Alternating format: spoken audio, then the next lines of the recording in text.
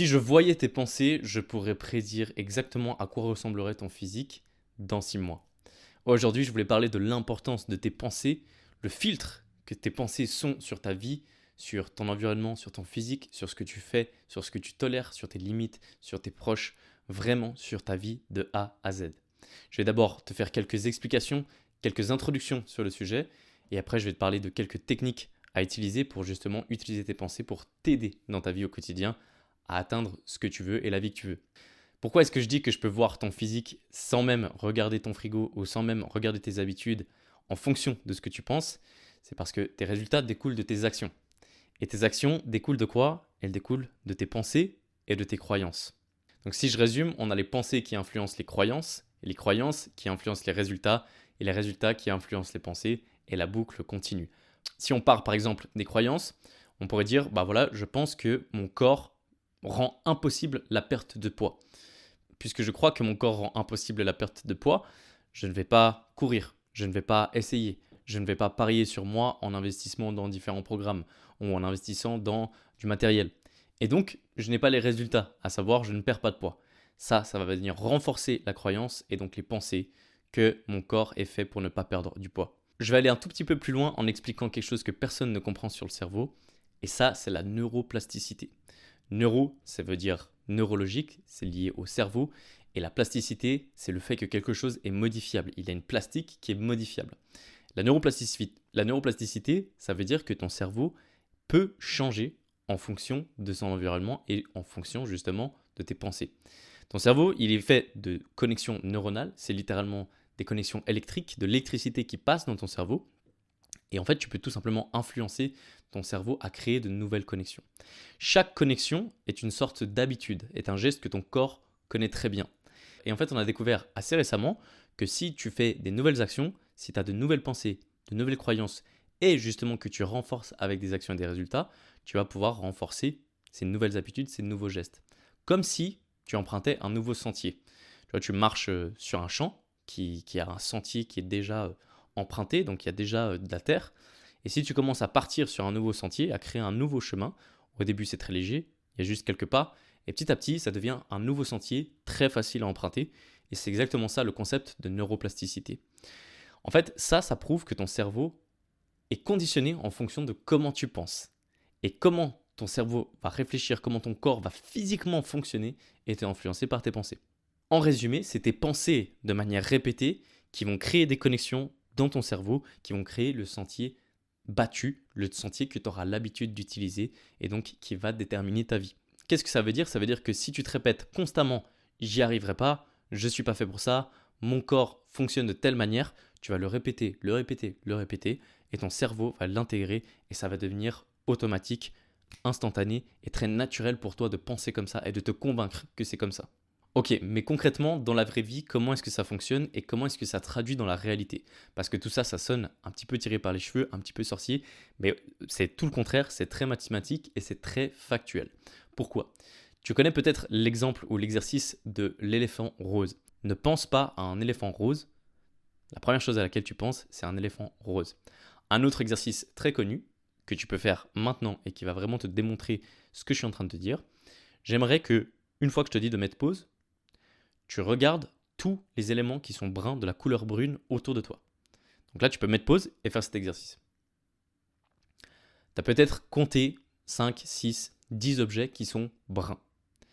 Est-ce que tu as vu maintenant, est-ce que tu es capable de me dire combien d'objets verts il y avait dans ta pièce? La réponse est non. Pourquoi? Parce que je t'ai forcé, je t'ai conditionné à voir uniquement le brun. Ça, c'est le filtre que sont tes pensées et ce à quoi tu choisis de croire, ce que tu choisis de voir.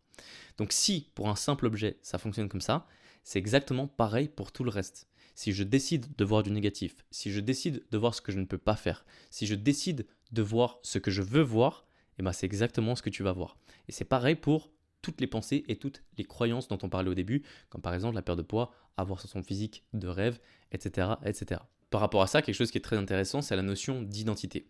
Fais très attention à comment tu parles de toi-même. Par exemple, quand tu dis je suis quelqu'un qui, ça j'ai beaucoup en appel, ah moi je suis quelqu'un qui a besoin de beaucoup de temps avant de pouvoir passer à l'action, je suis quelqu'un qui a besoin de réfléchir, je suis quelqu'un qui X, Y, Z. Je suis quelqu'un qui a beaucoup besoin de manger pour fonctionner. Il y a peut-être des chances où c'est vrai, mais il y a peut-être des chances où c'est faux. Et le problème quand tu commences ta phrase par je suis quelqu'un qui, c'est que tu es déjà dans la neuroplasticité qui est fixe. Tu as décidé que tu es quelqu'un qui. Alors que tu peux faire l'inverse et dire, au lieu de dire je suis quelqu'un qui a besoin de manger beaucoup, tu peux dire je suis quelqu'un qui peut choisir ce qu'il mange. Et là, ça change tout de suite comment tu vois les choses et ça change tout de suite qui tu peux être et qui tu peux devenir. Donc utilise l'outil je suis quelqu'un qui comme une force et pas comme une faiblesse, comme quelque chose qui te fige. Parce qu'en fait, pourquoi est-ce que tu dis je suis quelqu'un qui Même si tu prends par exemple tes passions ou les choses dont tu es doué dans ta vie, en fait, il y a de très très très fortes chances, voire c'est quasi que ça, moi personnellement je suis assez convaincu que c'est comme ça, à savoir, tu étais enfant, tu as eu des prédispositions sur certaines choses, je sais pas, par exemple, la première fois que tu as tapé dans un ballon, ton parent, ton parent, ton parent a dit waouh, bravo, il t'a félicité, il a applaudi des mains, il t'a donné une caresse, il t'a fait un bisou. Ça a renforcé ton action, ça a renforcé ton geste. Intérieurement, ça a renforcé ta croyance que tu es fort avec un ballon. Et petit à petit, tu as continué la boucle jusqu'à devenir fort au foot. Et on dit tu as du talent pour le foot. Bien sûr que le talent naturel, ça existe, mais il y a aussi beaucoup de construction derrière. On a construit un renforcement, une identité. Est-ce que ça veut dire que tout est construit? Non. Est-ce que ça veut dire qu'une bonne partie de ce qui vient de qui tu es aujourd'hui a été construit? Oui. Je ne suis pas en train de dire que le talent n'existe pas et que l'inné n'existe pas. Mais je suis en train de dire que la neuroplasticité est bel et bien réelle et vient de plein d'actions qui ont été renforcées par le passé. Et donc de faire attention à bien identifier ces croyances-là et même depuis que tu es enfant. Donc je te disais de faire attention de comment tu parles de je suis quelqu'un qui, et ça vaut de manière générale, parce que tes paroles sont aussi l'issue de tes pensées, de ce que tu penses de toi-même. Donc je t'invite cette semaine, après avoir regardé cette vidéo, vraiment, tu te forces, ou même aujourd'hui c'est plus facile pour toi, faire attention à comment tu parles de toi-même et d'écouter comment les gens parlent d'eux-mêmes. Le je suis quelqu'un qui, le j'ai peur, le je suis inquiet, le... Et c'est pas pour dire que tu dois complètement éliminer ces pensées. Tu peux être tout à fait honnête en disant je ressens. Ce qui n'est pas la même chose de j'ai peur. Je ressens, c'est une émotion, c'est quelque chose d'éphémère. Alors que j'ai peur, c'est une description de ton état. Et ça va littéralement influencer comment tu vas être et comment tu vas laisser de la place à ces émotions. Et je ne te dis pas de réprimer, bien au contraire, tu peux dire je ressens. Mais je ressens, comme j'ai dit, c'est quelque chose d'éphémère et quelque chose qui est voué à passer. Je te parlais du fait que ce n'était pas sorcier, mais bel et bien étudié et mathématique. Il y a plusieurs études qui démontrent la puissance de l'effet golem. L'effet golem, c'est tout simplement le fait que si tu crois quelque chose, tu vas influencer comment elle est dans la réalité. Ils ont pris deux classes dans une école, la pire et la mauvaise d'un point de vue des notes, et ils ont inversé les professeurs. Au professeur 1, ils ont dit, tu vas avoir, ou plutôt ils ont instauré un nouveau professeur, et au professeur 1, ils ont dit, tu vas avoir la pire classe de l'école, alors qu'il avait la meilleure, et l'autre professeur, on lui a dit, tu vas avoir la meilleure classe de l'école, alors que c'était la pire. Et petit à petit, qu'est-ce qui s'est passé? Les classes sont devenues ce que le professeur croyait qu'elles étaient. Pourquoi? Tout simplement parce que, comme je le disais au début de la vidéo, c'est un cycle.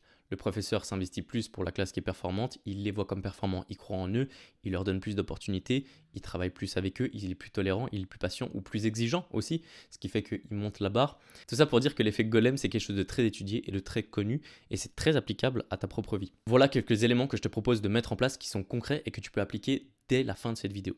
La première chose, c'est de changer ton identité. J'aimerais que tu prennes une feuille de papier, que tu fasses 2 colonnes, et tu mettes tout d'abord l'identité que tu crois avoir jusqu'à aujourd'hui. Toutes les pensées que tu as sur toi. Je pense que je suis quelqu'un qui, ou je suis quelqu'un qui. Et je veux que tu mettes toutes les pensées que tu as aujourd'hui. Une fois que tu as ta liste, ça peut être 5, 10, 15, 20 choses, positives ou négatives, j'aimerais que tu biffes le négatif et que tu gardes que le positif. Dans la colonne de droite, tu vas écrire tous les je suis quelqu'un qui, mais qui sont positifs, y compris ceux que tu n'avais pas biffés dans la colonne gauche. Et là, j'aimerais que tu prennes tous les négatifs que tu as biffés et que tu les transformes en positifs. Par exemple, je suis quelqu'un qui n'arrive pas à perdre du poids, tu vas le transformer en je suis quelqu'un qui s'investit pour perdre du poids. Je suis quelqu'un qui va se donner les moyens de perdre du poids. Ce qui est intéressant, c'est qu'on ne te dit pas que tu es en train de perdre du poids maintenant. On te dit que tu es quelqu'un qui s'investit pour perdre du poids, ce qui n'est pas la même chose. On ne parle pas d'un résultat que tu décris, on ne parle pas de créer quelque chose de rien, on parle de quelque chose qui vient de toi.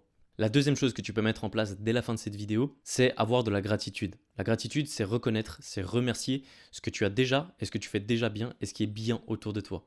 Tu peux littéralement remercier tout ce que tu veux. Moi, j'aime bien remercier les proches, remercier ma vie, mon pays. Pourquoi? Parce que c'est quelque chose qui me donne du confort et du plaisir au quotidien. Le fait de reconnaître tout ce qui va bien autour de toi, ça va te faire entrer dans une boucle de pensée positive et ça va te forcer d'arrêter de voir le négatif dans tout ce qu'il y a autour de toi. Parce que comme on l'a dit tout à l'heure, tu peux littéralement choisir ce que tu vois.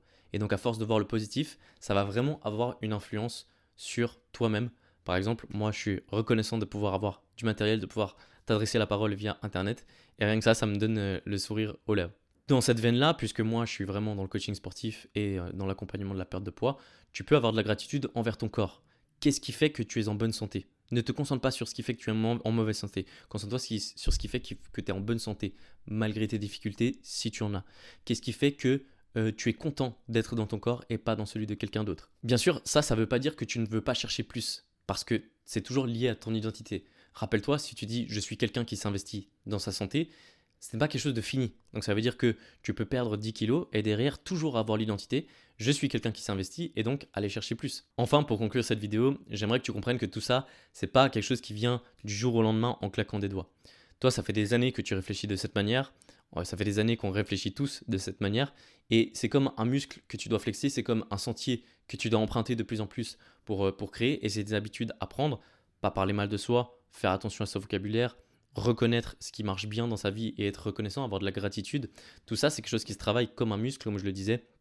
Donc sois patient avec toi-même et fais cet exercice de la feuille de papier dont je t'ai parlé. Tu peux le faire régulièrement et tu peux même le faire avec les autres. Quelque chose que j'aime bien faire avec mes proches, c'est en fin de journée leur dire aujourd'hui dis-moi 3 choses pour lesquelles tu es reconnaissant. Et en fait ça force chacun de voir le bien dans sa journée et de rentrer dans cette boucle de pensée positive. Parce que même dans tous les éléments négatifs, il y a toujours du positif qu'on doit en tirer. Et même quand il n'y en a pas, on doit se forcer à voir le positif. Parce que c'est vraiment ça qui va influencer notre cerveau et notre manière de voir les choses et donc de vivre notre vie. Par rapport à ça, fais aussi attention à qui t'entoure, qui tu fréquentes, parce que les gens vont aussi avoir une influence sur comment tu penses et comment tu vois les choses. À force d'entendre des gens se plaindre, à force d'entendre les gens parler mal d'eux-mêmes, ça va aussi déteindre sur toi et on dit toujours la pomme pourrie va pourrir le reste du cajot, donc fais très attention à ça. Merci pour ton attention. Si tu veux travailler directement avec moi, clique sur le premier lien en description et moi je te dis à très vite. Ciao ciao.